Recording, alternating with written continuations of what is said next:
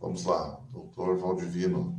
Eu só vou repassar aqui, né, nosso cronograma. Nós começamos às 10 horas, até às 11 horas. Temos a palestra agora do nosso colega da CAP, do INPE, né, doutor Valdivino Santiago Júnior, Deep Learning, Transference and Explainability. Eu vou só repassar aqui, né, a breve descrição aí do currículo do Dr. Valdivino, para que todos fiquem atentos, né? Lembrando, o nosso evento aqui, a gente a cada palestra está pedindo a confirmação, né, da participação de todos. Então, a gente tem o apoio aí hoje do Arturo, que está enviando mensagens tanto no nosso sistema interno quanto no YouTube, para que as pessoas mandem as perguntas e também assinem a presença para cada uma das palestras que estão participando aí. Muito obrigado pela participação de todos, né? Temos aí em torno de talvez umas 50 pessoas, né? Entre a plataforma interna e externa. E essa transmissão também fica gravada, né, no nosso canal do YouTube da PGCAP. Esse é um evento World Cup 2022. E eu vou ler, então, rapidamente aqui o currículo, né, o breve currículo do Dr. Valdivino. Valdivino Santiago Júnior, ele possui pós-doutorado, né, como pesquisador visitante em ciência da computação pela Universidade de Nottingham, na Inglaterra, Reino Unido, em 2019, doutorado pelo Programa de Pós-Graduação em Computação Aplicada, aqui no INPE, mesmo a nossa PGCAP, em São José dos Campos. Ele tem mestrado em Engenharia Elétrica pela Universidade Federal do Ceará, em 99, e também graduação em Engenharia Elétrica pela Universidade Federal do Ceará, em 96. Tá? Então, além de toda essa formação, ele ocupa o cargo de tecnologista sênior no INPE. Né? Já trabalhou por mais de 20 anos em desenvolvimento de satélites científicos, projetos de balões estratosféricos do INPE, realizou projetos de pesquisa em verificação formal de sistemas probabilísticos, né, no Canadá. Também tem experiências em engenharia e ciência da computação, com ênfase em aprendizado de máquina, aprendizado profundo, né, que ele vai comentar agora na palestra, otimização, verificação e validação, testes de software, né, para sistemas críticos embarcados. O mais que a gente pode dizer rapidamente? Né? Por fim, aqui só para fechar, né? Ele é professor permanente da nossa pós-graduação em computação aplicada e também consultor ad hoc, né, da FAPESP. Muito obrigado aí, Valdivino, pela disponibilidade de dar uma palestra, explicar aí esse tema que é o estado da arte aí na ciência da computação, né, o Deep Learning, tem ajudado muito nas pesquisas que a gente faz no INPE, né, não só na computação direta, mas assessoramento remoto também. Tá? Quando faltarem aí em torno de 10 minutos, 5 minutos, né, se eu ver que já está se encaminhando para o final, eu nem vou falar nada, mas do contrário, eu só dou um alerta aí, né? Quando for, então, 10h45 por aí a sugestão é falar até as 10h50 para sobrar uns 10 minutinhos de perguntas. Muito obrigado, Valdivino, a palavra é sua. Vocês conseguem me ver e ouvir bem, né? Sim. Pessoal, bom dia. Então, eu vou falar hoje sobre esses dois assuntos relacionados ao aprendizado profundo, que é a transferência de aprendizado e explicabilidade. Primeira observação rápida, que é importante falar, é que inteligência artificial, como a gente conhece hoje, não se resume a aprendizado profundo. Aprendizado profundo é um subcampo do aprendizado de máquina, que, por sua vez, é um subcampo da IA. Mas é o que tem dado esse boost na área, né? Do mesmo jeito, pessoal, que no caso, do mesmo jeito que a transferência de aprendizado também não é decorrente exclusivamente do aprendizado profundo. O aprendizado profundo a gente sabe, né? Tem relatos aí até a década de 80, etc. Tal, mas o subcampo se concretizou a partir de 2012 com a AlexNet. Então, Transfer Learning, o primeiro relato que eu tenho conhecimento é do workshop do NIPS, que é uma conferência muito famosa hoje na parte de IA, é um workshop que em 95 começou a mencionar sobre isso. E é basicamente isso aí, pessoal. A gente tem a professora transferindo o conhecimento para os alunos. Então, o que acontece? Basicamente, a transferência de aprendizado é isso. Imagine que você vai estudar um tema novo, tá legal? Então, você não tem ninguém para te orientar, você não tem um orientador, um líder, etc. Então, você vai demorar um tempo para aprender isso. Agora, se você tiver um orientador, se você tiver um líder da sua empresa que possa te orientar, então a tendência é que você aprenda isso de maneira mais efetiva em um tempo menor. Então, uma definição informal é isso, é você melhorar o desempenho, a gente chama ainda dos target learners, né? No caso são os classificadores, detectores de objetos, etc., em um domínio-alvo, que é o target domain, pela transferência de conhecimento em um domínio fonte relacionado. Um domínio, pessoal, basicamente ele é caracterizado por quê? Pelo espaço de features e uma probabilidade marginal. Então, ao invés de você começar essa rede, aí traduzindo aqui em redes profundas, com os pesos e baias, por exemplo, aleatórios, você começa com a inteligência que você já adquiriu. Aí você transfere esse domínio. O interessante perceber disso hoje em dia, que naturalmente essa classificação hoje, esse mundo de transfer learning é enorme. Inclusive as classificações que são até meio, até um certo ponto, um pouco complexas de você entender. Para o nosso contexto, pessoal, a gente vai classificar o transfer learning de duas maneiras muito simples: homogêneo e o heterogêneo. Aqui embaixo nós temos uma imagem do melanoma, né? Um câncer agressivo, e que ao lado direito a gente tem uma imagem do Amazônia, nosso satélite. O espaço de features dessas imagens são diferentes. Então a gente diz que nós temos dois domínios diferentes aí. Então, por exemplo, se você treinou um modelo para classificação numa imagem um banco muito famoso que é o ImageNet, tá? E agora você quer chegar e fazer a classificação contextual para imagem de satélite, então você pode transferir esse conhecimento que você adquiriu com o ImageNet no domínio para você chegar e classificar agora a imagem de satélite. Mas é interessante perceber, pessoal, que você pode fazer a transferência até para tarefas distintas. Treinei para classificação contextual no ImageNet, vou transferir esse conhecimento para a segmentação semântica, por exemplo, de imagem de satélite, que é uma classificação baseada em pixels. Então, se o domínio fonte ele é igual ao destino, é homogêneo, se ele é diferente, ele é heterogêneo. Para a gente, vai ser isso que vai interessar. Esse trabalho foi desenvolvido no contexto do projeto IDIPS, classificação de imagens via redes neurais profundas e grandes bases de dados para aplicações aeroespaciais. Esse é um projeto que envolve o INPE e mais 4 instituições, Instituto de Estudos Avançados, a Unifesp, o ITA e a Federal de São Carlos. Ele é apoiado pelo Laboratório Nacional de Computação Científica, o LNCC, para usar justamente o supercomputador Santos Dumont. Vocês veem a página aqui embaixo do projeto, tá? Esse projeto ele tem dois objetivos. O primeiro é fazer uma verificação em larga escala de redes neurais profundas, considerando classificação, mas também pode ter outras tarefas, de imagem de satélite. Esse é um objetivo 1, falando brevemente sobre o projeto. E o 2 é identificar também as melhores DNNs para a gente ter drones de baixo custo que possam ter uma maior autonomia, um maior tempo de voo e possam voar sem precisar de nenhum operador manual. Mas o grande objetivo desse projeto, pessoal, objetivo maior, é prover recomendações e sugestões. A gente acha que isso é muito importante porque, como eu costumo dizer, hoje em dia nasce mais modelo de aprendizado profundo do que criança no mundo. É lógico, isso é um exagero, mas é verdade. Então, se você pega alguém da comunidade de assessoramento remoto, aí você tem esse monte de redes profundas. Qual é que eu vou utilizar? Qual é que é mais interessante? Então, esse tipo de recomendação para as duas comunidades é muito interessante. Então, o projeto, ao final das contas, ele tem esse contexto, esse objetivo de dar recomendações e sugestões.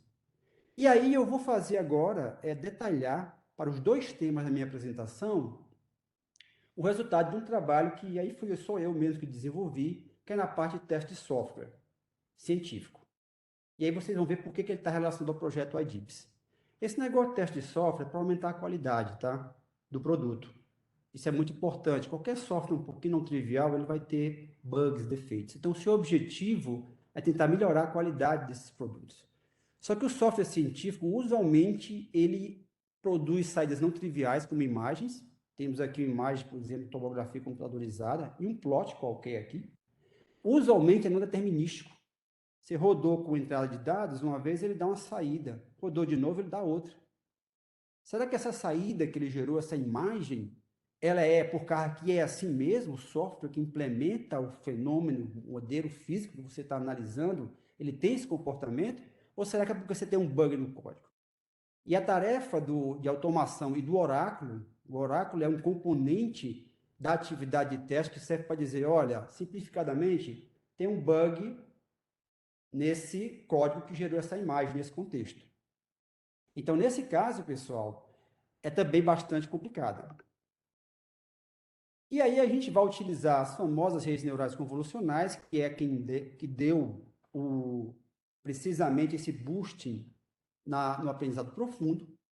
Então, aqui tem aquele conjunto de camadas convolucionais, pooling, às vezes não precisa de pooling, fortemente conectadas, extrai as features, e a gente sabe que ainda é a técnica mais popular de aprendizado profundo. E a ideia é essa, pessoal. Eu vou ter um software científico, que eu vou rodar por um certo tempo, ele vai me dar uma imagem, então eu consigo, pela CNN, dizer, olha, tem um bug que gerou essa imagem desse software. Essa que é a ideia. Portanto, isso é um trabalho na área de aprendizado profundo, classificação de imagens, e no contexto aeroespacial. Portanto, ele tem tudo a ver com o projeto IDIPS.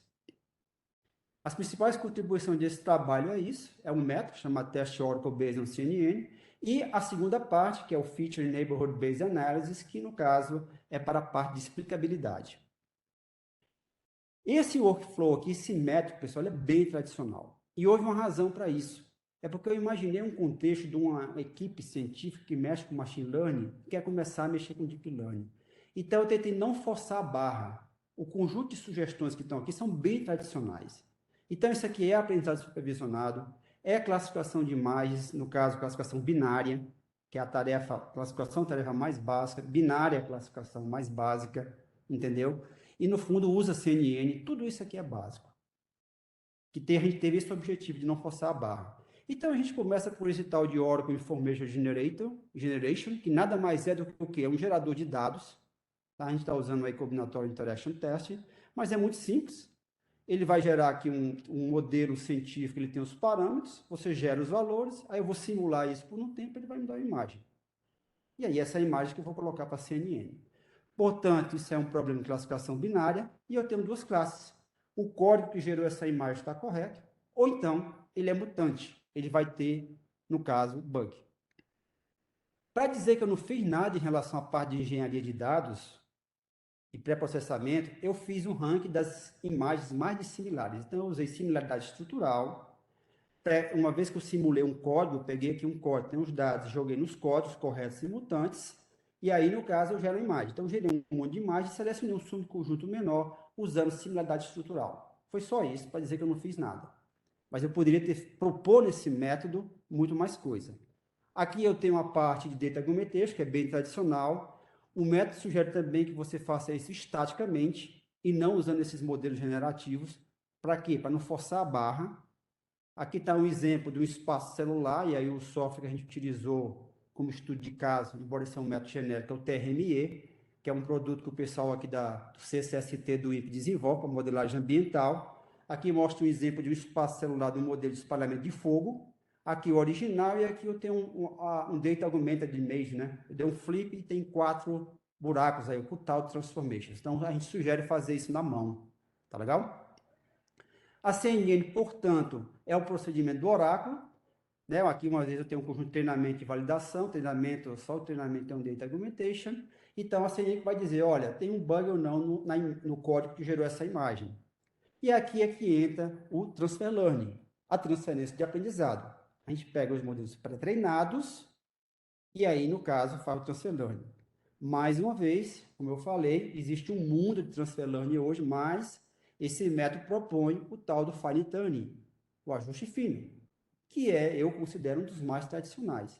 Ou seja, você inicializa a sua rede, não aleatoriamente, mas com valor de pesos e bias, precisamente treinados, nesse caso aqui, do experimento no ImageNet, que é a base de dados ainda, talvez mais famosa em termos de classificação e detecção de objetos, o pessoal de Stanford que propôs. Você treinou isso, o modelo, você, no caso, inicializa, então, o modelo com esses pesos e bias desse treinamento, e aí você transfere para o nosso contexto, e nesse caso, o TRME, vão ser dois tipos de saída, um espaço celular e um plot. Mas as camadas são descongeladas, ou seja, todas as camadas, incluindo as convolucionais, etc., as fortemente conectadas, elas vão ter atualização dos seus pesos e bias, com backpropagation, etc. Porque eu poderia congelar, sabe? Eu poderia congelar as camadas convolucionais, por exemplo, e só as fortemente conectadas fazer com que fosse atualizados os pesos e bias. Nesse caso, não. Você inicializa e depois você vai atualizando isso. Mas você não faz a inicialização aleatória. Você faz com os pesos e bias lá que veio do ImageNet. Então, perceba, pessoal, que aqui também, naquela classificação, é o que a gente chama de heterogeneous transfer learning. Porque o domínio do ImageNet certamente é diferente do domínio do TRME. Aqui. Continuando, vem a parte de diferença. E o interessante da parte de diferença, pessoal, é isso, tá? O código que gerou as imagens de teste era completamente diferente dos que gerou, daquele código, dos códigos que geraram as imagens corretas e, no caso, mutantes para o conjunto de treinamento e validação. Porque o nosso objetivo, naturalmente, é que o método seja o mais generalista possível. E, eventualmente, pessoal, pode ser que a gente tenha um terceiro domínio, tá? A gente tinha do ImageNet, aí transferiu para o treinamento, né, a parte de treinamento e validação, para o conjunto de treinamento, validação lá, treinamento gerado pelo TRME, mas o conjunto de teste, embora as saídas são espaços celulares e plots, elas são bem diferentes, porque percebam, isso aqui, pessoal, essas cores aqui é como todo mundo está acostumado a fazer. Eu posso eventualmente chegar aqui, num gráfico desse aqui, por exemplo, e dizer que essa cor azul, na verdade, é um roxo. Então, isso, para o modelo, já é uma imagem diferente, tá? Nesse contexto, por isso que isso é desafiador. Mas o ponto principal é que, eventualmente, a gente pode ter um terceiro domínio, treinamento e teste. Não fiz essa análise, precisamente para que a gente não possa exigir muito. O trabalho tem 4 perguntas, mas eu vou colocar aqui as 2 perguntas que são mais relacionadas a essa apresentação. Quando eu voltei a me interessar por esse assunto, pessoal, mais ou menos uns 7 anos atrás, porque eu vi isso na graduação, lá na minha universidade, e eu não me animei muito com esse negócio. Ficava lá a noite inteira no laboratório, dormia lá, e ficava aquele negócio treinando a noite inteira. Eu nunca me animei muito, sabe? Aí eu comecei a ouvir esse negócio, tá? Eu pensei, poxa, agora todos os meus problemas estão resolvidos. Eu vou pegar aí uma CNN com 100 camadas, tem as GPUs, então basta eu colocar meus dados lá e quanto mais profunda a minha rede, melhor. Eu quero ver se nesse contexto desse trabalho, se realmente é relevante a gente ter CNNs mais profundas ou não, com mais camadas. E a segunda pergunta, pessoal, é justamente referente ao transfer learning. O que eu estou chamando aqui de peer transfer learning aqui, pensando agora como um practitioner e não como um pesquisador, para mim, o mais interessante é o seguinte, olha, eu pego um modelo lá, eu vou usar aqui um transfer learning, no outro domínio que seja, tá? Pego esse modelo e só coloco minha camada de saída, de acordo com a quantidade de classes. Isso para mim é o mais interessante. E não tenho que ficar estendendo essa arquitetura com novas camadas, porque aí vem aquelas velhas questões de sempre. Quantas camadas a mais eu vou ter que colocar nessa rede? Quantos neurônios tem nessa camada? Aí tem que sintonizar hiperparâmetros. Tudo isso fica complicando a vida e exigindo do pessoal, tá? Supondo naquele contexto, mais uma vez, de não forçar muito a barra, fica exigindo muita coisa. Então, para mim, o melhor é o Peer Transfer Learning. Se o negócio é bom mesmo, tá? então ele deveria me dar um resultado excelente de cara. Então, esse experimento ele foi muito pensado, pessoal, no sentido da gente chegar e abordar os mitos, tá? Porque a gente chega e vê nas redes sociais, então, poxa, é lógico, o pessoal das Big Techs, é coisa maravilhosa, tá? E o negócio é impressionante, mas será que é tão direto assim? Será que a gente consegue resultados expressivos assim, fazendo pouco esforço? Essa que é a ideia. Aqui, pessoal, só para ter uma ideia da questão dos mutantes que eu falei, como eu falei, os códigos, os modelos, né, os modelos ambientais foram modelados no TRME, que é esse ambiente que o pessoal tem aqui no INPE. Aqui está um exemplo, isso é em Lua, tá? Então, perceba, aqui, esse aqui que está o código correto, é a instrução correta, no modelo correto. Então, aqui está um maior, tá vendo? Então, eu vou e coloco um igual. Então, isso aqui é um operador de mutação. Então, eu insiro um bug de propósito no código. E ele é de segunda ordem, porque eu tenho um outro aqui, tá vendo?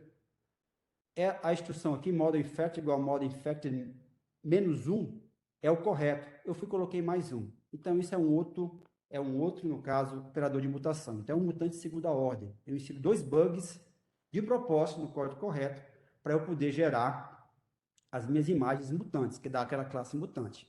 Aqui está um exemplo do modelinho do SIR, né, que é o Susceptible Infected Recovered. Boa parte desses modelos da COVID se baseia nesses conceitos gerais.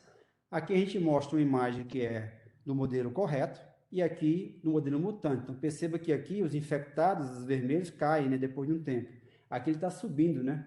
Então você imagina que um cara que tem que fazer uma política pública de saúde, ele vê um modelo de previsão e vê o negócio subindo aqui, ele vai começar a ficar preocupado e tal. Mas na verdade, o problema é que tem bug no código que gerou esse sujeito aí. Então, nós pegamos 7 CNNs, bem tradicionais também, começando com a ResNet 18, nos 8 camadas, depois 34 camadas, ResNet e não a NET, tá? 50 camadas, Wide ResNet 50, Inception 2348, ResNet 152 camadas, DesNet 161. Para poder cada um fazer o papel do oráculo. Essas arquiteturas de configuração aqui, configurações de arquitetura, pessoal, se refere precisamente o TL é o transfer role puro, como eu falei, é o mais interessante, eu só coloco minha camada de saída lá, de acordo com a quantidade de classes. O TLE 1L eu vou mostrar para vocês, eu estendo com uma camada, e o 2L com 2 camadas. É isso. Aqui está a quantidade de milhões de parâmetros treináveis dos modelos, então eu começo com uma coisa em torno de 11 milhões de parâmetros com a ResNet 18, e acabo com em torno de 71 milhões de parâmetros aqui na TLE 2L com a Wide ResNet 50. E aí percebam interessante, né? A rede mais demandante em termo computacional não é que tem mais camadas, tá vendo? A DenseNet 161 acaba aqui com 32 milhões, tá? Isso é interessante vocês perceberem. As arquiteturas são precisamente essas, tá? O TL é a arquiteturazinha que a gente chama de puro, tá vendo? Eu peguei a CNN, tá lá, pré-treinada, coloquei a camada aqui com as duas classes, correta e mutante. A TLE1L, eu coloquei uma camada extra, aqui fortemente conectada, aí eu fiz um negócio aqui, moçada, que eu nem sei se precisava, tá? Porque a CNN já está as features, né? Mas como eu não fiz essa análise detalhada do espaço de features, então eu coloquei aqui, eu peguei o Feature Detection Description Algorithm Oriented Fast em Rotated Brief, o RB, e peguei mais 1024 elementos aqui, para dar mais informação. Talvez nem precisasse disso. E na 2L eu coloquei mais uma camada dos 256 neurônios. Mais uma vez, não fiz nenhum tipo de sincronização de hiperparâmetros, fui no feeling. Só isso. Aqui estão os resultados, esse TD e SS, que a gente tem 2 perfis de dados. Esse TD aqui é Total Dissimilar e o SS que tem Some Similarity, que aqui eu tenho umas imagens do conjunto de teste, que não são do conjunto de teste, mas gerado pelo código de teste, adicionadas no conjunto de treinamento, nesse SS, para tentar ver a influência disso. Isso era outra questão que eu não vou falar aqui, relacionada a um paradigma chamado Data Centric Artificial Intelligence. E aqui você percebe que com o perfil TD e o TL, a melhor rede é a que tem menos camadas, a 06125 de acurácia, que é a ResNet 18. Se eu pegar no padrão TL com todas as arquiteturas, continua sendo a ResNet 18. E o melhor resultado vem com a Densinet 161 no perfil SS com TLE 2.0, 0.8. Então, percebam, pessoal, que o resultado não é lá grande coisa. Entendeu? Então, quer dizer, a grande questão disso aqui é que eu preciso fazer alguma coisa a mais na minha parte de engenharia de dados, por exemplo, eventualmente sintonizar hiperparâmetros para obter um resultado melhor. O negócio não é mágico. Eu poderia ter feito proposto no método muito mais coisas para trabalhar com isso, mas foi feito de propósito dessa maneira para que a gente pudesse analisar. Porque é aquela história. No caso, o que é que acontece? Quando a gente vê todo esse fuzuê ao redor do aprendizado profundo, a gente pensa que é isso. Vou colocar meus dados lá e ele vai me dar um resultado interessantíssimo. Não é bem assim, tá? A classificação, então, ranqueada, a primeira foi a Densinet 161, depois a gente teve um empate entre a ResNet 18 e a Inception V3, e depois a gente veio aqui com a 34, ResNet 50, o Wide ResNet, e a pior foi a 152, que tem um maior número de camadas. E aqui o interessante é que a gente, no caso, para responder essa pergunta, é que não necessariamente você precisa começar com a rede com muitas camadas. Às vezes, no seu problema, pessoal, você começa com um menorzinho, tipo a ResNet 18, e resolve. Não necessariamente você precisa ter muitas camadas. E o interessante é que nós acabamos de ter aceito um artigo num congresso muito interessante, muito relevante, que é o CIBGRAPH. Foi um trabalho em que a gente também fez classificação contextual, mas agora aqui não era mais as imagens do TRME, era uma imagem do Cerrado, do satélite, do Cibers, e a gente avaliou 11 DNNs com from scratch e transfer learning, e mais uma vez o Densinet 161 foi a melhor de todas. A gente vai apresentar esse trabalho agora, em outubro. Então, a gente já tem uma possível recomendação no contexto do projeto IDIPS para classificação contextual. Aqui tem o GitHub com o código e o dataset, tá? Que é Densinet 161. Esse tipo de coisa que é importante no nosso projeto. E a gente já tem outras recomendações para detecção de objetos, segmentação semântica, etc. Então, isso é uma coisa bem interessante. Em relação ao transfer learning, de 14 possibilidades de combinação, somente em 2 o transfer learning puro foi melhor do que as versões estendidas da arquitetura. Foi aqui com o ResNet 152 no TL e com o Inception V3 no TL. Nesse caso aqui, né, que foi melhor. Em todas as demais 12 situações, estender a arquitetura foi melhor. Aqui a gente teve, inclusive, um aumento de mais de 36% da acurácia com uma arquitetura com uma camada a mais. Portanto, também não é mágico. O puro transfer learning, certamente, ele é uma técnica muito interessante, mas, eventualmente, mesmo no contexto de transfer learning, eu tenho que estender a arquitetura. E é interessante que você vê que o transfer learning, a questão dos domínios source e target serem relacionados, parece ser bastante relevante. Então, mais uma vez, pessoal, quando a gente ficar vendo essas observações, tenha em mente que é preciso ainda, quando você vê esses posts aí das Big Tech colocando os resultados fantásticos, entendam que ali eu tenho profissionais com muita experiência, entendam que ali eu tenho uma arquitetura, entre aspas, gratuita, porque eles têm máquinas de GPU à vontade, e aí eles conseguem resultados impressionantes. Mas o negócio ele não é mágico assim. Essa digamos assim, o grande recado que eu queria passar para vocês. Richard Feynman, Prêmio Nobel de Física, 65. O que eu não posso criar, eu não entendo. Se eu não entendo, eu não explico. E aí vem a segunda parte da nossa palestra, que é explainability, explicabilidade. Existe um grande interesse hoje, moçada, nesse termo chamado Responsible Artificial Intelligence. Isso é um framework de governança. Para você dizer o seguinte, olha, eu desenvolvo um produto utilizando o IA, então eu faço isso de maneira responsável. Isso é uma resposta das grandes empresas de tecnologias, porque naturalmente, aprendizado profundo, machine learning, esses sistemas falham. E tem, infelizmente, alguns resultados bastante desagradáveis, digamos assim, no mínimo, até com fatalidades, devido o comportamento, o resultado inadequado do processamento relacionado por sistemas de aprendizado profundo. Então, isso é uma resposta dela. Se vocês procurarem, a própria NVIDIA, que está dando os mini cursos bastante interessantes no nosso workshop, Microsoft, Google, Amazon, Meta, todas elas, sem exceção, falam, tem grupos de trabalho, às vezes, relacionados a IA responsável. Então, a gente vai focar na Explainable. Eu não faço diferença, tá, pessoal, entre Interpretable e Explainable AI. Para mim, isso tudo é a mesma coisa. É o que sai. O que é isso? O meu modelo classificou corretamente a imagem. Por que ele classificou corretamente? Mas ele classificou errado a outra imagem. Por que essa imagem ele classificou errado? Por que o meu detector de objetos não detectou esse objeto aqui, esse animalzinho aqui nessa imagem?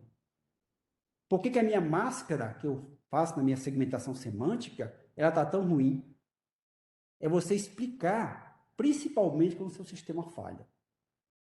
Isso é muito interessante, tá, pessoal?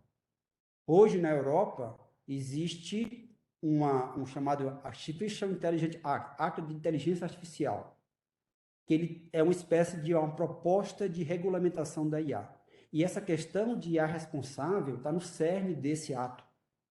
E você conseguir explicar por que seu modelo falha, isso é uma coisa muito importante. Eu falo isso sempre para os alunos aqui da CAP e mesmo para o pessoal aí da indústria, né? Eu acho que isso é um diferencial. Não é você chegar e propor, dizer, olha, meu sistema foi melhor do que o outro. Ele foi melhor do que o outro, e quando ele falha, eu sei porque ele falha, e eu vou tentar melhorar. Existem N iniciativas disso, mas eu gostaria de particularmente mencionar a iniciativa da DARPA.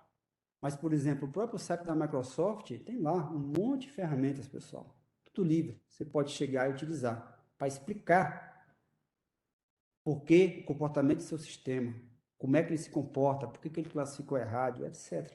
Esse aqui é um projeto bem interessante da DARPA, chamado o Explainable Artificial Intelligence. E aí, aqui, para dizer que eu não mostrei nenhum código, eu vou pegar, que já está aqui, né? Eu vou pegar esse notebook, vocês conseguem ver aí, né? Esse aqui é muito claro, ele está na minha página, porque lá no GitHub, tem a minha página aqui, quem quiser visitar, tá? Esse aqui é do projeto iDeeps, mas tem aqui, tá legal? Tem umas coisinhas aí. Ele está na minha página por quê? Porque adivinha só, eu encontrei um bug no notebook, tá? Então, como isso é open source e tal, e eu encontrei o bug, eu tive que corrigir a primeira parte da palestra, legal? Aí eu coloquei na minha página, mas eu estou deixando muito claro que se você tiver que referenciar esse notebook, por favor, referencie aí, estão os links, tá? Do toolkit deles, tá aqui, ó, PsyTQ, Open Source Explainable AI Toolkit. Então, por favor, referencie o trabalho deles. Se por acaso houver reclamação, eu tiro. Mas como eu tive o trabalho de corrigir, então, eu, no caso, coloquei na minha página. Eu não vou rodar o código, tá? Mas qual que é a ideia aqui? Tá aqui, ó. Por favor, cite o site aqui da DARPA. Isso aqui o que é, pessoal? Esse site aqui, Salience. A gente vai comparar dois modelos usando o mapa de saliência. O que é um mapa de saliência? O mapa de saliência é um mecanismo que permite você identificar quais são os pixels da sua imagem que influenciaram no detector para que, no classificador, por exemplo, para que ele pudesse classificar essa imagem como tal. Ou seja, quais são os pixels da imagem que fizeram com que esse classificador fosse levado a dizer que essa classe aqui é, no caso, essa imagem é de uma floresta e não de um rio.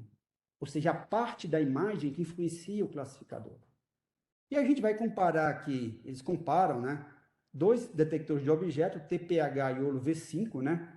Que no caso é uma variação da IOLO V5, e a IOLO, como a gente sabe, ainda é o detector de objeto mais popular que existe.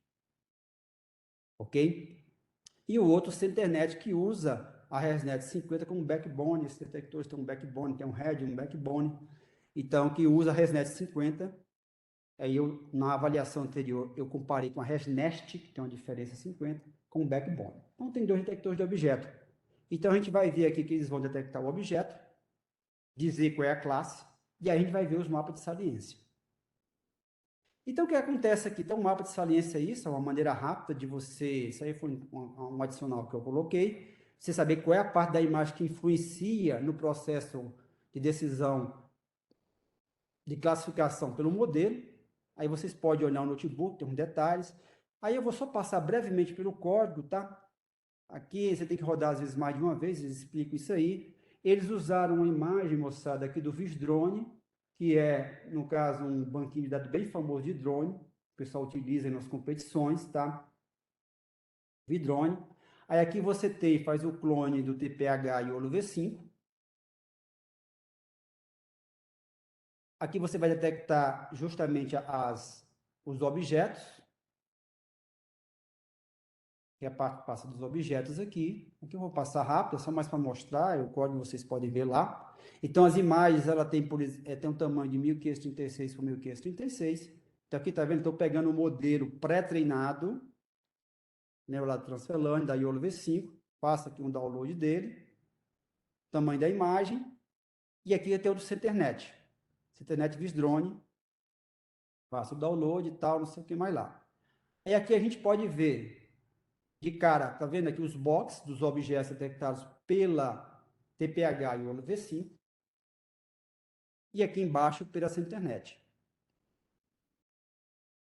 E o que eles fazem? Ele pega quatro pontos de referência, que é para você mostrar os mapas de saliência disso aí. Então, ele pegou aqui do IOLO, da CenterNet. Aqui embaixo, então, você pode ver que eles pegam aqui, ó, por exemplo, isso aqui, no caso, na IOLO, ele pegou isso aqui, um motor, né? Tá aqui, ó, a caixinha, né? O box do motor. Isso aqui é a probabilidade de ter o objeto, 072, e a classe foi um motor, né? Que aí seria uma motocicleta, né? Um motor. Aqui um pedestre com 084, aqui um carro com 095.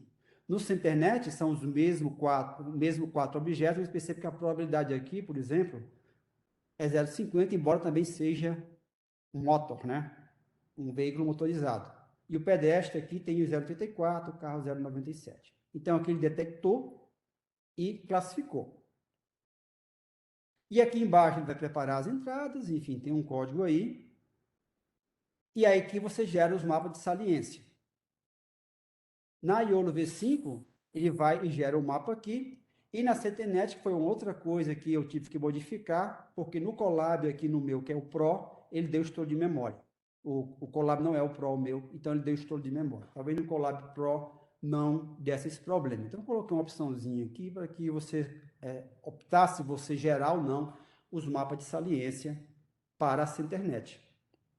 E aqui, pessoal, então, eu coloquei não, que deu esse problema, e aqui a gente vê embaixo os mapas de saliência. Então você percebe o quê? Que para esse pedestre aqui, tá vendo? Essas regiões da imagem aqui que estão em vermelho são as regiões que mais influenciaram na decisão de classificação pelo modelo. E aí, como o modelo foi treinado, tá, olha, isso aqui, se são esses pixels aqui, então, pelo meu conhecimento que eu adquiri, eu acho que isso aqui é um pedestre. Similarmente, nesse caso aqui, você tem aqui na moto, né? Olha, essa parte aqui embaixo pelo meu padrão, então, portanto, é por isso que eu classifiquei esse sujeito aqui como um veículo motorizado. Então, você explica por que, que a classe é pedestre, por que, que é veículo motorizado, por que, que é carro. Com clareza. E não na base do chutômetro, do achar, eu acho que é por conta disso. Tudo bem? Voltando, então, para o nosso probleminha. O que tem a ver, então, esse negócio com o nosso trabalho? Mesmo paper. Porque aí, depois de treinar com transfer learning, e depois de ir a parte de diferença que deu o conjunto de teste, aí eu tenho precisamente a etapa de avaliar a classificação, com a FNA. Aí eu vou usar essa técnica para dizer o seguinte, por que, que eu classifiquei errado? E por que eu classifiquei correto? E aí, pessoal, a FNA é uma técnica extremamente simples. No fundo, pessoal, isso aí o que, que é? É o KNN. O famoso KNN, Machine Learning. A ideia do KNN é basicamente essa. Olha, eu estou no estádio de futebol e ao redor de mim só tem corintiano, então eu devo ser corintiano. É isso. E a técnica FNE ela se baseia somente nos conjuntos de treinamento e de teste. Eu não faço uma análise mais profunda, não tive que fazer um negócio mais aprofundado, como eu acabei de mostrar aí, que o pessoal da DARPA fez. Eu simplesmente me baseio nos conjuntos de treinamento e teste para tentar explicar por que que as minhas imagens foram classificadas corretamente e por que que elas foram classificadas de maneira errada. Então, é simplesmente uma reinterpretação do KNN. Então, o que acontece? Aqui, ao invés de eu ter... Aqui está o algoritmo, não vou explicar, mas aqui, moçada, ao invés de eu ter as duas classes, correta e mutante, eu vou ter 6. Uma classe, o que é? Se refere às imagens da classe correta do conjunto de treinamento, esse TR-Core, das classes mutantes do conjunto de treinamento, TR-Mult.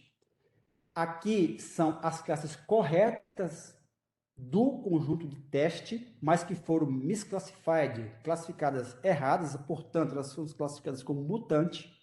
Esse aqui, o MIMUT, é as classes, as imagens mutantes do conjunto de teste, mas que foram classificadas incorretamente, portanto, elas foram classificadas como teste, como corretas, perdão. As imagens mutantes do conjunto de teste foram classificadas erradas, portanto, como corretas.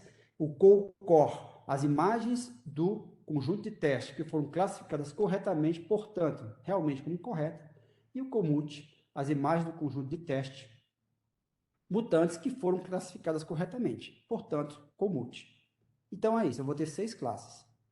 E a outra ideia, além de ter uma reinterpretação do KNN, eu sugiro precisamente a forma de calcular a quantidade de vizinhos, que isso é um hiperparâmetro do KNN.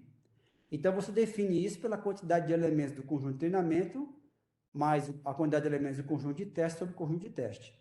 Aqui eu assumo, mais uma vez, a abordagem tradicional, em que eu tenho muito mais imagens no conjunto de treinamento que no conjunto de teste. Hoje em dia, não necessariamente isso é verdade.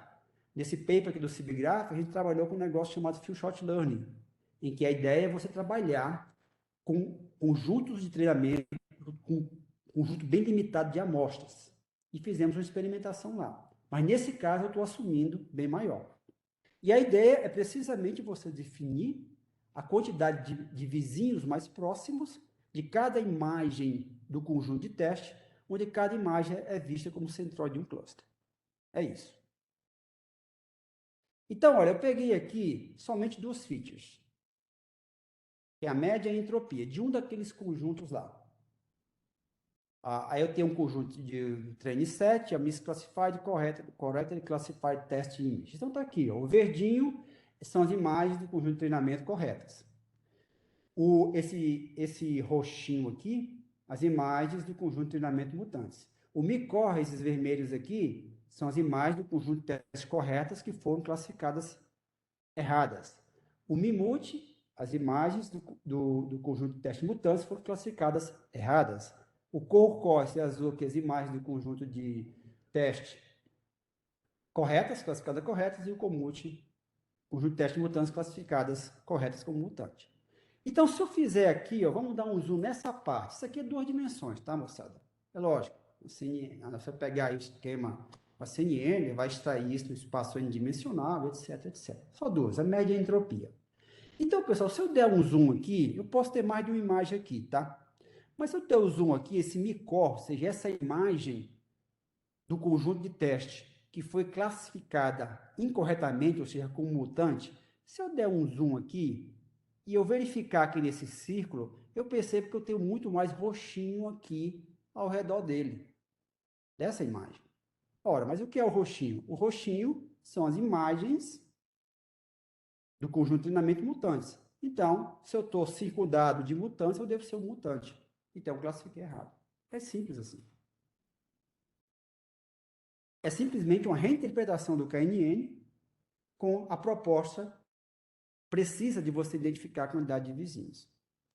Aí eu peguei os 3 melhores modelos daquela primeira avaliação, que foi a DenseNet 161, a ResNet 18 e a Inception V3. Aí eu peguei o conjunto de treinamento completo dos 2 perfis, ou seja, o Total de Similar e o Sum Similarity, e as 29 imagens que a gente chama de Corner Case Behaviors, né? O conjunto de teste, todos os conjuntos eram bem pequenos também, ele tinha 160 imagens somente, mas tiveram 29 imagens que têm comportamentos extremos. 5 dessas imagens foram totalmente classificadas, classificadas completamente erradas por todas as combinações de modelo perfil de dado e arquitetura, e configuração de arquitetura. Ou seja, o perfil de dado TD e SS e configuração de arquitetura TL, TLE1L, TLE2L. E 24 foram corretamente classificadas. Todas essas combinações classificaram corretamente essas 24 imagens. Aí, aquele detalhe, as features que eu utilizei aqui, o KNN é muito bom se você seleciona as features de maneira adequada. Eu poderia ter usado uma CNN para extrair as features? Poderia, muita gente faz isso. Mas, mais uma vez, lembrar daquele contexto, tá? Não forçar muito a barra. O método propõe que você escolha as features na mão e faça a seleção. Peguei a média, entropia de Shannon, contraste, dissimilaridade, homogeneidade, correlação e o segundo momento angular. A quantidade de vizinhos para o perfil TD é 93 e para o perfil SS 99. E aí, o que acontece é o seguinte, somente uma imagem, essa interpretação, pessoal, ela falhou. A técnica falhou. Em 28 das 29, ela foi correta. Isso dá uma acurácia de 96,55%. Eu acho um resultado bastante promissor para uma técnica que é extremamente simples. Não precisei de fazer nada daquilo, entendeu? Fazer uma análise, ter um mapa de saliência e tal. Não estou, lógico, tem coisas muito mais sofisticadas do que isso, que valem a pena ser investigadas. Mas, eventualmente, às vezes, a solução pode ser simples. Nem sempre a solução precisa ser complicada. Para resumir, pessoal, as técnicas, campos relacionados a essa pesquisa foram isso aí. Teste de software, né, tem um oráculo de teste, o Combinatorial Interaction Test, para você chegar aí a fazer aquela geração de dados lá no início, não de maneira exaustiva, análise de mutantes, aprendizado profundo, redes neurais convolucionais profundas, transferência de aprendizado, Explainable Artificial Intelligence, tinha outra questão relacionada ao Data-Centric Artificial Intelligence, que aí não falei nessa apresentação, Data Augmentation, métricas de similaridade de imagens, eu usei similaridade estrutural lá naquela tarefa de pré-processamento, mas eu também usei a tal do Fresh Air Inception Distance, o FID, em outra etapa, Image Features, o ORB, o KNN e também usei o a priori algoritmo para outra parte, para outras perguntas da pesquisa. Aqui está o artigo, vocês podem, quem tiver interesse, né, fica a sugestão de leitura, tá bom? Eu agradeço a vocês, pessoal, por assistir a apresentação. Fica, então, essa mensagem para aqueles que já estão trabalhando e para aqueles que querem começar com aprendizado profundo. É muito interessante, é muito relevante, é uma das principais áreas de pesquisa, não somente na ciência da computação hoje, a quantidade de desenvolvimentos nessa área ela é impressionante. Tem resultados realmente bastante relevantes, né? O pessoal falando aí em Artificial General Intelligence, com esses modelos de Large Language Models e etc. Mas é aquele negócio, não é mágica. A gente tem que meio que derrubar esse mito que para você obter resultados expressivos, você precisa demandar um tempo olhando seus dados direitinho, fazendo uma análise exploratória, saber direitinho quais são as distribuições de probabilidade dos dados. Você tem que chegar e, eventualmente, demandar um tempo com sintonização de hiperparâmetros. Você tem que chegar e fazer uma análise mais profunda do problema como um todo. E não é simplesmente você chegar e colocar seus dados lá e você vai ter um resultado mágico de cara. Ok? Fica aí o meu e-mail, a minha página pessoal e o meu GitHub. Se alguém tiver alguma dúvida sobre essa apresentação, quiser discutir isso, se quiser saber mais sobre o projeto IDPs ou mesmo colaborações futuras, então eu fico à disposição de vocês e eu encerro agora a minha apresentação e se tiverem perguntas, estou à disposição. Muito obrigado. Excelente. Muito obrigado, professor Valdivino. Parabéns aí pela excelente apresentação, com muitas coisas que estão no estado da arte mesmo, né? Reflexões também importantes sobre o uso dessas ferramentas da maneira mais correta possível. Bom, a gente tem duas perguntas aqui, né? O pessoal está, né, dando parabéns, palestra muito interessante. acho que o próximo palestrante é seu amigo aí, o Dr. Guilherme Barreto. Tá mandando um abraço aí dos tempos da UFC, ou de UFC, né? Para não confundir com Ultimate Fighting Championship, que eu fui pesquisar, né? Agora, pô, só para falar essa brincadeira, mas vamos lá, da universidade, né? Então, tem uma pergunta do Marcos, que é o seguinte: na sua opinião, que características permitem o sucesso do conjunto ImageNet para o Transfer Learning aplicado a imagens de outros domínios? Aí ele colocou entre parênteses satélites. A questão não é bem, na minha opinião, as características. O negócio do ImageNet é porque ela foi a desbravadora, né?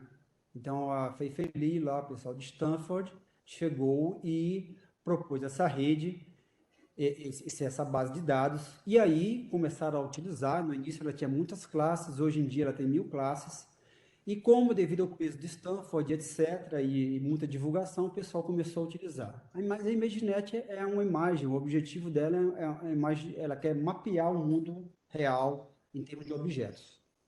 Então, no fundo, é muito nisso, né, de ser uma desbravadora. Foi uma das primeiras, né? Foi muito criticada no início, para ser franco, dentro daqueles problemas de IA, porque existiam classes bem pejorativas, e depois de algumas críticas ela foi reformulada. Mas, devido a isso, o pessoal usualmente faz isso, né? É uma imagem do mundo, de objetos do mundo real, pré-treina na ImageNet, e aí tenta transferir o conhecimento para outros domínios, como imagens de satélite. Então, na minha opinião, é isso que explica o sucesso, né? Porque esses frameworks, basicamente, se você pega lá, eles pré-treinaram os seus modelos com a ImageNet. É isso. Essa é a minha opinião. Legal. Excelente apresentação, mais uma vez, palestra interessante.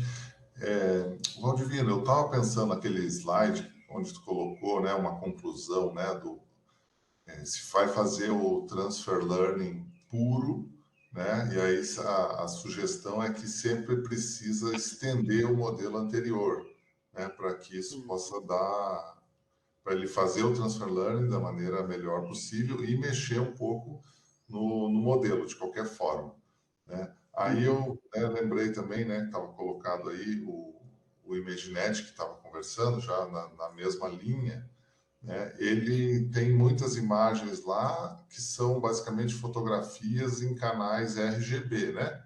Acredito que seja isso. Beleza. Isso. Aí quando a gente vem, né, na mesma linha da pergunta do Marcos, a gente vai tentar fazer a extensão, o transfer learning, para um domínio que tenha RGB e o infravermelho próximo, por exemplo, que seria uma quarta banda, além das três. Além disso, o sensoriamento remoto ele tem uma perspectiva de observação geralmente diferente das fotos, que são de frente, quando o sensoriamento é de cima para baixo, né? E aí eu achei legal, né, aquele slide que diz, olha, a gente sempre teve melhores resultados quando a gente pegou uma coisa, colocou um pouquinho mais e fez o transfer learning. O que nessa linha, né, a gente poderia pensar para tentar acomodar, né, uma coisa com a outra, o RGB visto basicamente de frente para um RGB NIR visto de cima para baixo. Nesse caso aí, Thales, é o seguinte, você não conseguiria reaproveitar o modelo direto como, digamos assim, os pesos, a forma como ele está lá, porque como você mesmo falou, você teria que eles vão justamente com 3 canais. Então você não conseguiria fazer isso de maneira direta. Então, se você quiser fazer nesse contexto, que aí eu vou estender isso para 4 bandas, vou colocar os índices e tal, eventualmente você teria que fazer isso e disponibilizar esse modelo pré-treinado para esses canais, essa arquitetura, a quantidade de canais que você quer. Entendeu? Então é isso que você poderia, isso, na minha opinião, é o caminho que você deveria seguir. Você, no caso, chega e pré-treina com a quantidade de canais que você quer, além do RGB, eu vou ter que ter um índice aqui de, né, NDVI, etc, etc, etc. Então, eu vou gerar um novo modelo, disponibilizo isso para a comunidade E em cima disso, você pode, eventualmente, utilizar para fazer o transfer learning para outro domínio. Aí a gente pode sair e fazer o contrário, entendeu, Thales? A gente faz isso para satélite, o pessoal pega o nosso como source e usa isso para outros domínios, por exemplo, ou mesmo de satélite ou drone, aí para o hiperespectral, né? Que vai ser a palestra do Guilherme agora, por exemplo, que vai falar agora, entendeu? Então é isso que seria o caminho, porque como o modelo foi pré-treinado com RGB, então ele vai entender, tá legal, com RGB para o transfer learning. Isso seria o caminho, na minha Tá, opinião. está certo. Obrigado, Valdivino. Tem mais duas perguntas em uma só aqui, feita pelo Guilherme. Tá? A pergunta é assim, ó, existem alternativas ao Deep Learning nas suas aplicações? E aí a segunda pergunta, ou você já começa com as arquiteturas profundas?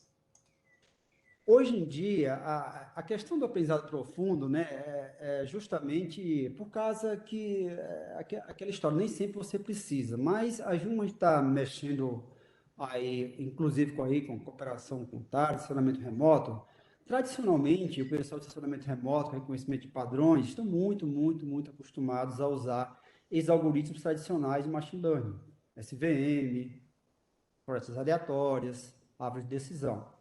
Aí, de um tempo para cá, o Deep Learning começou a tomar vulto, né?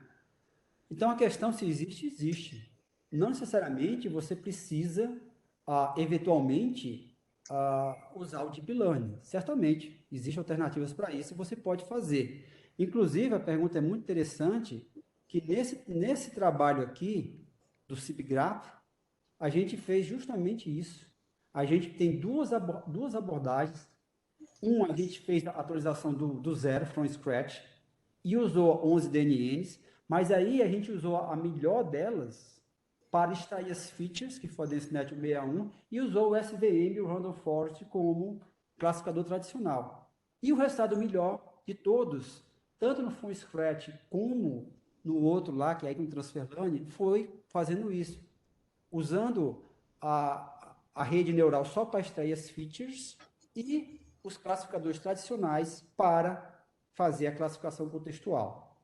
Então, ou seja, você pode utilizar o machine learning clássico, se quiser. A questão é que, como é que eu extraio as features? Usualmente, o pessoal antigamente fazia isso na mão, como eu fiz aqui, ó, esse caso aqui. Defini as minhas features e extraí na mão. Aí coloco lá para os classificadores. Agora, você tem uma alternativa de usar o Deep Learning de maneira parcial. Você extrai as features dele, e aí, no caso, usa precisamente o Machine Learning tradicional para classificar. Ou você pode usar de cabo a rabo. Mas nada impede de você usar outras técnicas, que não necessariamente seja o Deep Learning. A questão é por causa da popularidade. E é por isso que eu sempre falo com meus alunos, olha, é muito interessante no trabalho, você mostre que realmente é importante você chegar e usar o aprendizado profundo, porque às vezes não precisa. Essa que é a questão. Mas respondendo a pergunta, você pode sim fazer isso. Certo. Obrigado, então, ao Guilherme, né, que fez essas duas perguntas. A gente tem a pergunta do Marcos, já fiz também uma. Então, a gente, nesse momento, encerra a questão das perguntas. Faltam 5 minutos para as 11. De acordo com o nosso cronograma, a gente vai ter ainda um intervalo de 15 minutos. Então, a gente vai voltar, né? Deixa eu só confirmar aqui o horário, às 11h15. Então, né, sobrou um pouquinho até às 11 horas. A gente vai fazer um intervalo, né? Inclusive na transmissão vai ficar ali, né? Funcionando, mas parado. Agradeço muito ao Valdivino aí pela palestra, pela apresentação, pelas respostas, pelo debate aí muito interessante. E assim a gente encerra essa segunda etapa aí, fazendo um pequeno intervalo. Às 11h15 a gente está de volta. Muito obrigado a todos aí que estão participando, assistindo, comentando e fazendo perguntas. Obrigado a todos. Até logo. Tchau.